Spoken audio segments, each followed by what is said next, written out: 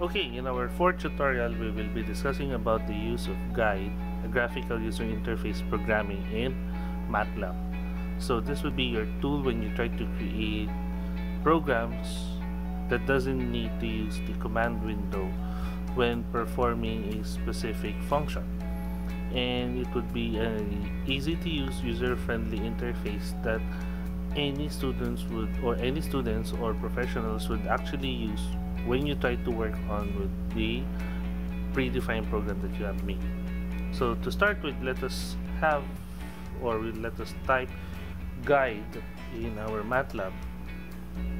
From there, it will open us some different templates for you to work with. So you have the default, which is a blank GUI. We have also GUI with UI controls.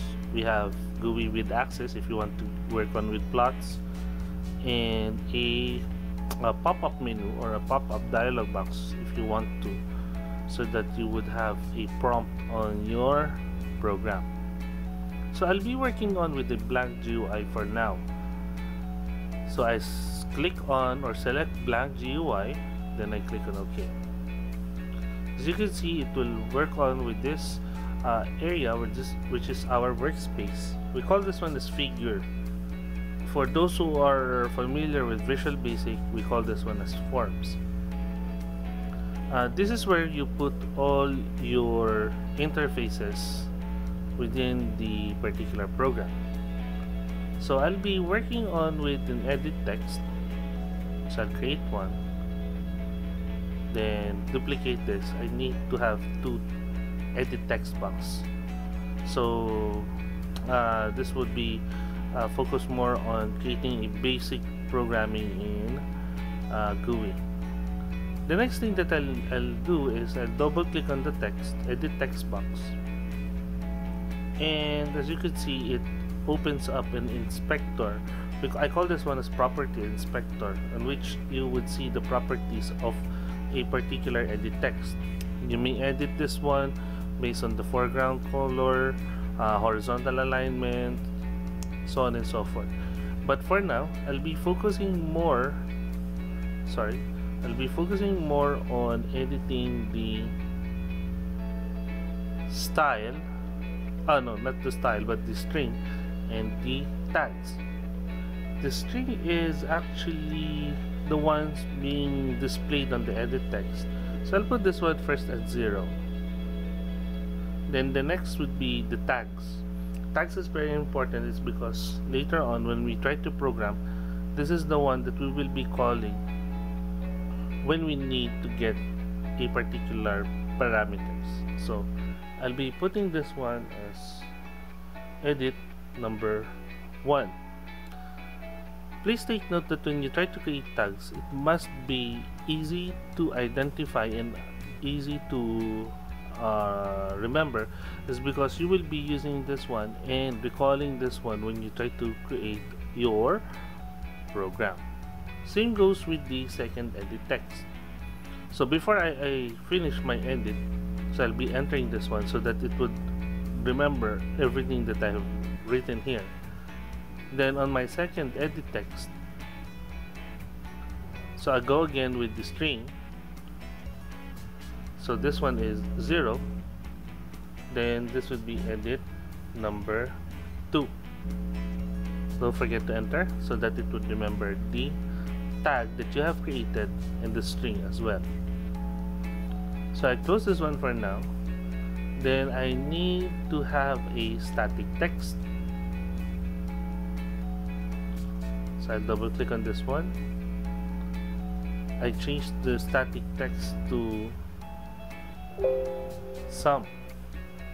So I put this one a value so that later on it will display the actual sum of the two values that we have. The tag for this one is text sum. Then enter, so that I would remember everything. Then later on the program, I'll be calling the 3 parameters that we have made. So lastly, I'll be aligning this one, or this tree, this tree object, by using the align objects command. So I could set my horizontal, then I click on apply. So as you can see, it all aligns, or the items are all aligned in its particular center. The next thing that I'll be doing is I'll be having a push button. I'll double click on the push button, then again I'll change the string to, let's say for example, add. Then my tag will be push button add.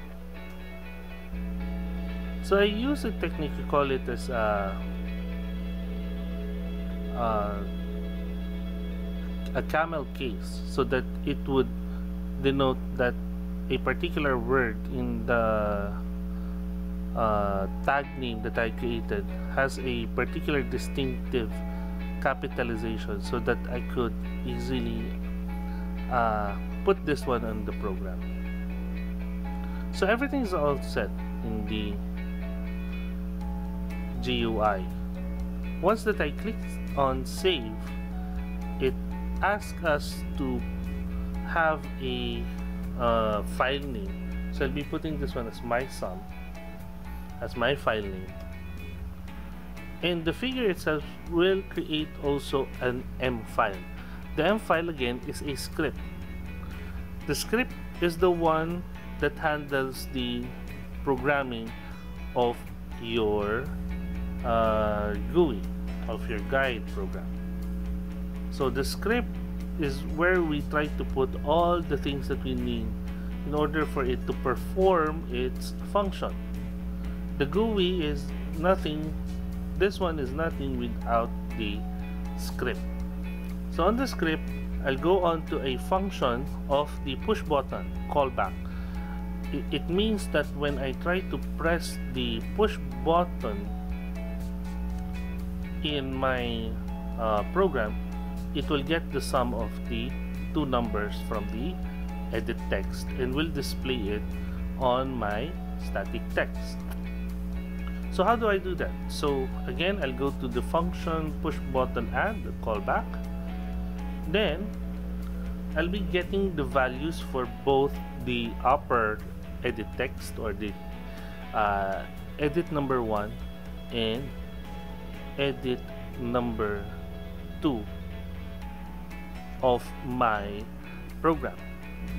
So I'll have a variable called x is equal to get. The get function is where we try to actually, from the word get, it will get the particular value or any property within a particular UI in the program. So I will get handles, so open parenthesis handles dot edit number 1. So the edit number 1 is actually our GUI program here. Is it correct? I think so. Yes, edit number 1. It is actually, it gets what?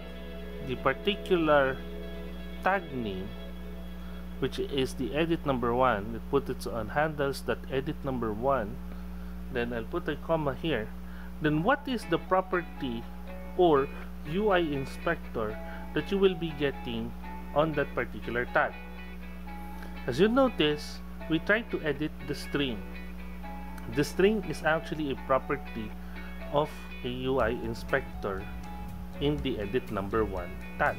So I'll be using the word string because that is the property that we need in order for it to get the value of the edit text.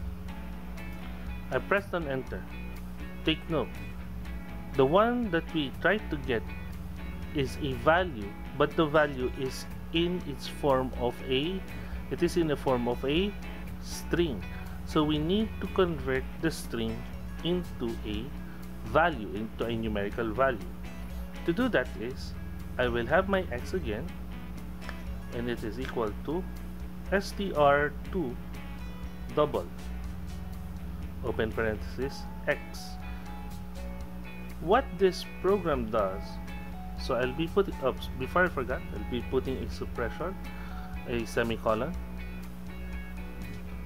So what it does on the str2 double is it converts the string value, which is within the edit text, and converts it to a numerical value. That's why we try to convert. If we didn't try to convert the value of x, it will return to a different format. So please remember that we need to convert any string into its particular value, integer or double or float value, so that we could actually use that function or use that value in a particular operation. Let's say, for example, in this case is add. So I'll be changing I'll be copying the two lines, and I'll be putting this one as y. Then instead of edit number 1, this is edit number 2, and the str2 double will be y. So I'll get my sum. Sum is equal to x plus y. Again, I'll be suppressing it. Finally, I'll be having a function or command called set. The set is where we try to put the value of the sum into the static text. So I'll be set handles dot text sum, comma, what property of the text sum, so that would be what? String. Then finally, what would be the value that will be put on the text sum with the property of string? So that would be our variable sum. So save it. Let us check if that would be actually a text sum.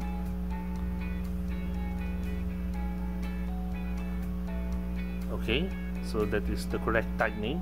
Again, when you use the get or set, get open parenthesis handles dot the tag name of the particular UI, then what property in that UI will you actually get or set. So don't forget to save your work, then we could run our program. Now as you can see, we have now our very first GUI program. I'll be putting here 1 and 5. When I click on add, it will return a value of 6. What about a floating number? 1.5. Then let's say, for example, this is 10. If I'll add this, this would be 11.5. So this would be our very first guide programming, GUI programming. This is one of the basics.